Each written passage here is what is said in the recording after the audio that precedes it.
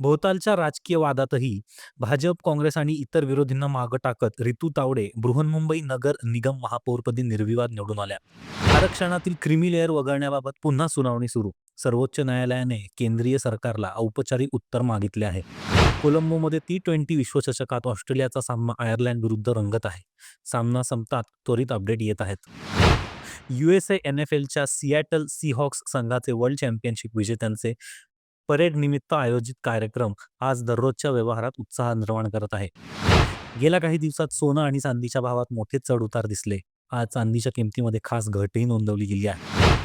February 2026 मध्ये Bharat, Japan आणि फिलिपिन्ससारख्या देशांमध्ये सांस्कृतिक उत्सव, हिवाळी, क्रीडा आणि पर्यटन कार्यक्रमांचे आयोजन सुरू आहे. ब्रिटिश कोलंबियामधील एका शाळेत घडलेल्या गोळीबारात 10 जणांचा मृत्यू झाला आहे. ही घटना आज सकाळी जगभरात तणावाचे कारण बनली आहे. धरणी स्थिती बदलत काही भागात उकाडा वाढला असतानाच हवामान खात्याने वेगवेगळ्या ठिकाणी पावसाचा अंदाज दिला आहे. त्यामुळे लोकांना सावध राहण्याचा सल्ला आहे. पुण्यातील विद्यार्थी प्रशिक्षण कॅम्पमध्ये AISच्या कॅन्डिडेट्सना राष्ट्रीय स्तरावर प्रतिष्ठित पुरस्कार मिळाले. त्यांच्या कुटुंबात आनंदाचे वातावरण आहे.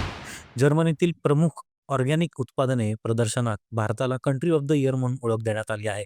त्यामुळे कृषी व निर्यात क्षेत्राला जागतिक पातळीवर प्रोत्साहन मिळालं आहे.